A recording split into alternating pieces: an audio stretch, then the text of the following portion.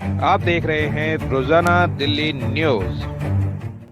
नई दिल्ली 22 अगस्त। मैं दीपक खुलवे, रोजाना दिल्ली न्यूज से। जैन मंदिर A2 block Keshavpuram Lawrence road Delhi. दिनांक 22 अगस्त। जैन मंदिर A2 block Keshavpuram Lawrence road Delhi.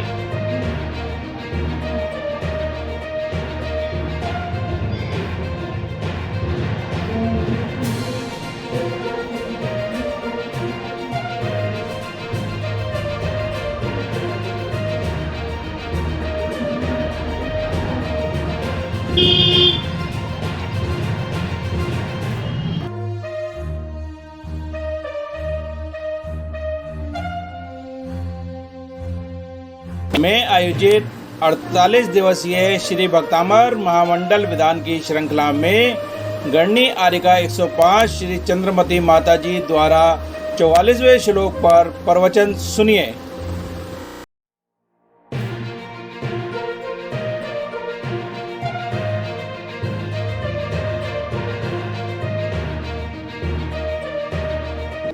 तुम्हारे वेदी में विराजमान साक्षात श्री चंद्र प्रभु भगवान की और आदिनाथ भगवान की और शासन नायक महावीर भगवान की बोलो भक्तामर महामंडल विधान की जय बोलो मानतुंग आचार्य महाराज की जय बोलो परम पूज्य विदुषी गणनी आर्यिका 105 श्री चंद्रमती माता जी की विद्या बोलो विद्या महर्षि आर्यिका 105 श्री लक्ष्मती माता जी की जय।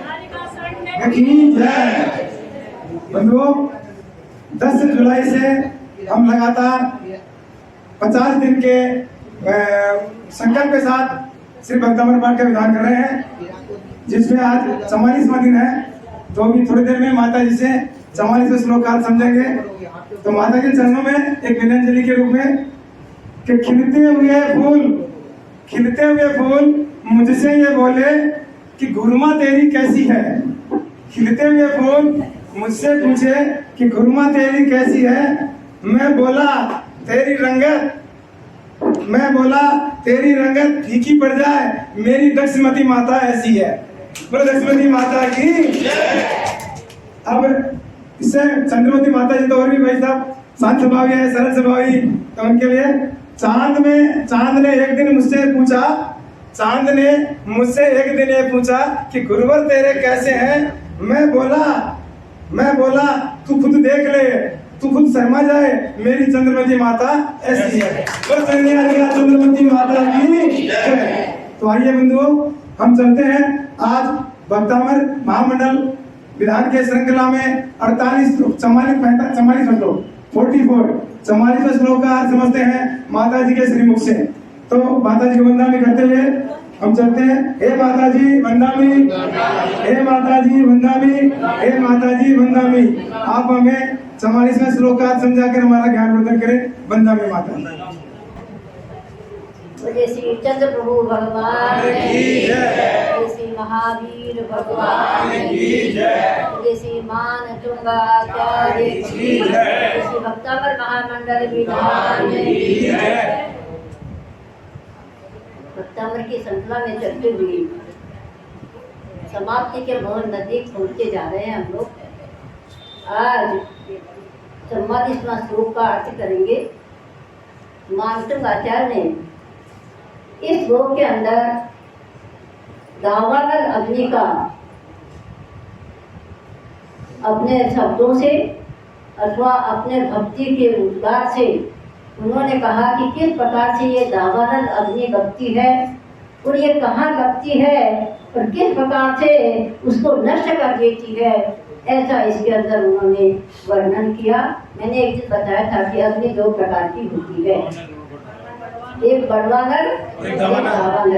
तो बड़वानल अग्नि तो जंगल में लगती है, जो पत्थरों के गिरने से अथवा वृक्षों के घर्षण से इस प्रकार से वहाँ जंगल में अग्नि स्वयं लगती है। इसी प्रकार ये दावानल अग्नि एक समुद्र में लगती है, जिससे पानी से अग्नि बुझाई जाती है।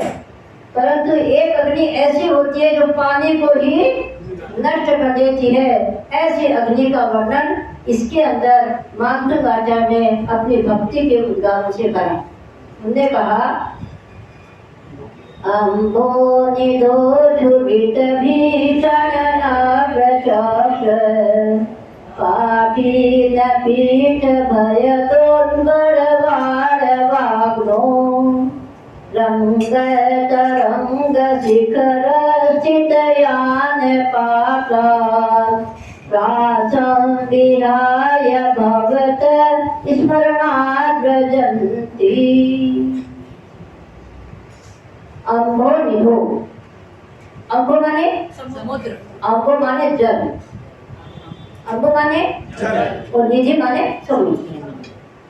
पानी का जिसमें समूह होता है, निधि माने समूह होता है, खजाना होता है, इसलिए कहा गया है पानी का जिसमें खजाना हो उसे क्या कहते हैं? समुद्र कहते हैं। क्षुभित भीषण, जब महान वह जल क्षुभित हो जाता है, क्षुभित माने क्रोधी हो जाना। हवा के झकझोरों से जब पानी में बहाव आता है, पानी में उछाल होता है, तो क्या होता है? पानी अपने आप बढ़ता है। आपने पढ़ा होगा लवण समुद्र का पानी स्वयं बढ़ता है, स्वयं बढ़ता है। लवण समुद्र का पानी अमावस्या के दिन समतल होता है, 1000 योजन पे पानी पड़ा रहता है। लेकिन जैसे जैसे एकदम दूर 3, 4, 5वीं चलती है, ऐसे ऐसे उसके अंदर पानी का बहाव बढ़ता हुआ चला जाता है। तो पूर्णमासी के दिन 16,000 योजन, कितने? 16,000 योजन पानी ऊपर चढ़ जाता है। इसी प्रकार से हमारे यहाँ के समुद्रों में भी क्या आता है? जैसे जैसे चंद्रमा आगे बढ़ता जाता है, वैसे वैसे उसके लिए पानी का बहाव बढ़ता हुआ चला जाता है। ऐसे समुद्र के अंदर जब भीषण क्रोध से उत्पन्न हुई अग्नि के समान वह दावानल अग्नि बढ़ करके जब सामने आती है, तो उसमें भी क्या होता है? उस समुद्र में क्या रहते हैं? नक्र चक्र। हमारे यहाँ असंख्यात द्वीप, असंख्यात समुद्र है, लेकिन 3 ही समुद्र ऐसे हैं जिसमें मगरमच्छ रहते हैं। असंख्यात द्वीप है, असंख्यात समुद्र है, लेकिन असंख्यात समुद्रों में 3 ही समुद्र ऐसे होते हैं जिसमें महामच्छ आदि रहते हैं। सबसे पहला लवण समुद्र है, दूसरा कालोदरी समुद्र है और तीसरा स्वयंपुरम समुद्र है।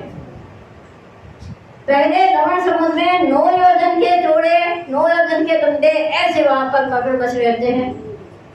कालोदरी समुद्र में 18 योजन के महामच्छ रहते हैं। लेकिन लवण स्वयंपुरम समुद्र के अंदर 1000 योजन का एक मच्छ होता है। कितना? ऐसे महामच्छ नक्र चक्र जिसमें जिस समुद्र के अंदर भ्रमण कर रहे हो, तो जिसका पानी छोटे होकर के ऊंची शिखा को लिए हुए बहता चला आ रहा हो, ऐसे समुद्र के अंदर पाठीन पीठ भय दौड़ पर वार बागनो, वार बकरी माने दावानल की अग्नि ऐसी भड़क रही है जो सामने से दिखते हुए भी ऐसा लगता है भयंकर भय पैदा होता है कि इस अग्नि से हम पार कैसे हो जाएंगे। उसके अंदर क्या चलते हैं? समुद्र में क्या चलते हैं? जहाजें चलती है। समुद्र में क्या चलती है? और वो जहाज भी कितनी ऊंची होती है? 3-3, 4-4 मंजिल की ऊंची रहती है। ऐसी जहाज उस समुद्र में जब चल रही हो और भीषण हवा चल रही हो, भीषण जिसमें दावानल अग्नि लग गई हो, तब उसमें क्या होता है? त्रास, भय से मानो डरते हुए चले जाते हैं, घबराते हुए चले जाते हैं। रंग तरंग शिखर स्थित, ऐसी रंग बिरंगी तरंगे जिसके अंदर उठ रही हो और कैसी जगह शिखर स्थित, ऐसी लगती है जैसे महान शिखर बन करके आपकी लपटें आगे बढ़ रही हो। जब धवल सेठ ने शिवपाल को कहाँ गिराया? कहाँ गिराया? समुद्र में गिराया। तो वह समुद्र में क्यों गिराया? कि सामने से तो भयंकर हवा के द्वारा समुद्र के अंदर भंवरे उठने लगी और चोर सामने से दिखाई देने लगे। तो धवलसेन ने श्रीपाल से कहा कि इनसे आप रक्षा करो। तो जैसे वो जहाज के ऊपर चढ़े तो क्या किया, रस्सी को काट दिया और लवण समुद्र के अंदर उनके पर सिपाही जो गिर गए, वो ऐसी तरंगों के अंदर भी उन्होंने अपनी भुजाओं के द्वारा क्या किया, समुद्र को पार हो गए। इसी प्रकार से कहते रंग तरंग शिखर स्थित, शिखर से ऊंची भी ऐसी रंग तरंगे जिसमें लहरें चल रही हो, ऐसी दावानल जबनी जब बढ़ रही हो। यान पात्रम ने जहाज थी, जब जहाजें वहां पर डगमग करती है, मरने के सामने आती है, महाभयंकर त्रास जिसमें उठ रहा है, हजारों लोग उसके अंदर बैठे हुए त्रास मचा रहे हैं, तब क्या कहते हैं, त्रासम विहाय बहुत स्मरण। ये भगवान जब आपका स्मरण करते हैं तो क्या होता है, त्रास से दूर हो जाते हैं, भय से दूर हो जाते हैं, और वो दावानल अग्नि भी क्या होती है, समन को प्राप्त हो जाती है। कब होती है, जब भगवान का स्मरण करते हैं। तो मोर्निवर श्रीपाल ने भी क्या किया, उस समुद्र में सिद्ध चक्र का स्मरण किया और भगवान की भक्ति करी। तो क्या हो गया, अपने भुजाओं से ऐसे महान समुद्र को भी तीर करके ये पार हो गए। ऐसे ये जहाजें भी भगवान के स्मरण करने मात्र से क्या होता है, समुद्र से पार हो जाते हैं। इसीलिए कहा है, समुद्र में ना प्रचंड जंतु मगरमच्छ आदि भ्रमते हैं, भयानक बड़े वानर अग्नि बड़ी लहरों में जलती है, जहाजेदार तरंगों में सुखों से पार नहीं होती, प्रभु का नाम सुमरण कर जहाजे पार हो जाती। भगवान की स्मरण से क्या होता है, ऐसे भयंकर दावानल जब अपनी भक्ति है समुद्र के अंदर, क्या करती है, वो समुद्र को सुखा देती है, सारा पानी क्या होता है, नष्ट हो जाता है। ऐसी ये अग्नि समुद्र में लगने वाली होती है। ऐसे भगवान के स्मरण करने मात्र से क्या होता है, वह अग्नि भी शांत होती है, समुद्र भी अपने आप शांत हो जाता है। इसी प्रकार से अगर प्राणी भी अपने जीवन में भगवान का स्मरण करें तो क्या होगा, हम भी संसार समुद्र से पार हो जाते हैं। इसलिए आचार्य ने कहा है, संयम की साधना से इंद्रियों पर कंट्रोल होता है। क्या होता है, संयम की साधना से इंद्रियों पर कंट्रोल होता है। इंद्रियों को वश में करने के लिए संयम की साधना करते हैं। इसके पश्चात तब त्याग से क्या होता है, संयम तब त्याग। क्या होता है, संयम से क्या होता है, इंद्रियों पे कंट्रोल किया जाता है, और त्याग से क्या होता है, कर्मों की निर्जरा होती है। त्याग से क्या होता है, कर्मों की निर्जरा होती है, और तब से क्या होता है, कर्मों को नाश करके तपस्या से मुक्ति प्राप्त होती है। ऐसे भगवान की भक्ति अगर संयम तप और त्याग से अगर हम करते हैं तो हमारे संसार समुद्र हमें क्या कर सकता है, चुंडू भर पानी के समान रह जाता है। समुद्र कैसा रहता है, एक चुंडू पानी के समान वह समुद्र रह जाएगा। अगर हम संयम तप और त्याग की साधना करेंगे तो वो पानी चुंडू भर रह करके हम उसको लांघ सकते हैं।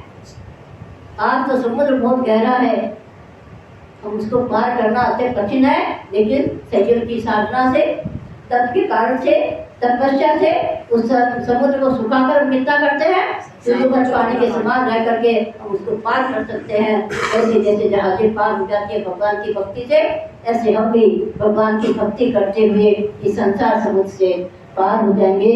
बड़े भक्तावर महामंडल परमात्माचार्य महाराज की, बोलो परम पूज्य विद्युत गणियाल के 105 श्री चंद्रमती माता जी की, बोलो विद्यावादी माता 105 श्री दक्षमती माता जी की, कारिका संघ की जय हो, बोलो आज के आनंद की जय। ओम श्री मरण दीना नमर्यं पद क्रमगतं हरिणादि गोपी नात्रावती क्रमयुगाचल संस्कृतं ते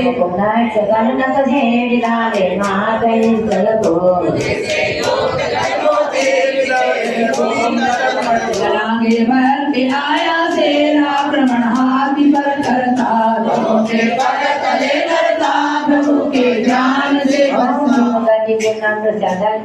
विनाशकाय फिल्मा विज्ञान चल से वेशन चंद्रवाश विजनाय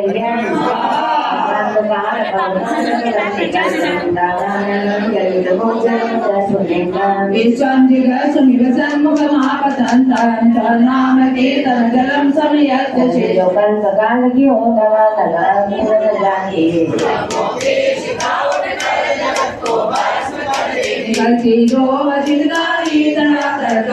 भक्ति है जिसके नाम की भक्ति तुम्हारी बन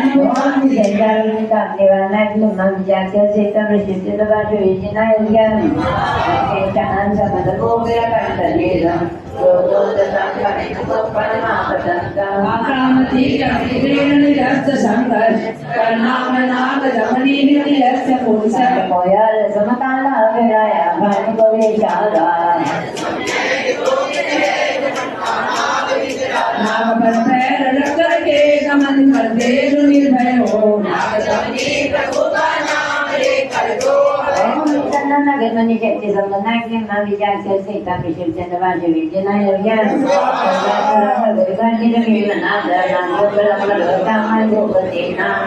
दिवाकर मयुग शिवा पवित्रम तत्केतनाथ महिवासु विराम भूमि में तुरंग राजाओं की सेना देख बलवीर छोड़े है हीन होता है वो तेरा कीर्तन करता से बजोगे तन बितारे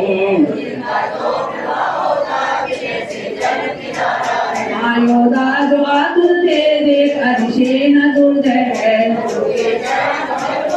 ओम देवत जाके भगवाना के मां विचार चल से तब शिव चंद्रवास विजनाय ज्ञान संगोने दोष विदवे जन प्रचक्र काटे लगे भेदो मणवाल भामो नगत रंग शिखर चित यान पात्रा दासम आय बहुत स्मरणार्थ जगति जग जानो मगर मजा दिग्रमते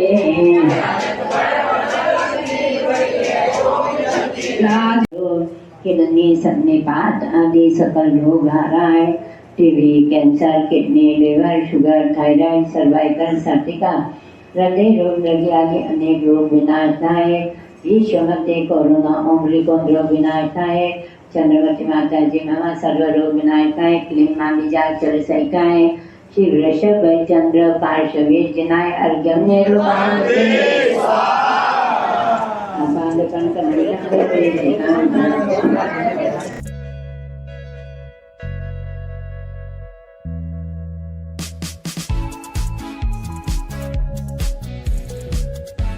वीडियो लाइक करें, चैनल सब्सक्राइब करें और नोटिफिकेशन बेल को भी दबाएं ताकि लोड किया हर वीडियो आप तक पहुंचे। धन्यवाद। अपने इलाके की न्यूज़ चैनल पर दिखाने के लिए 9999306595 पर संदेश के साथ वीडियो भेजें।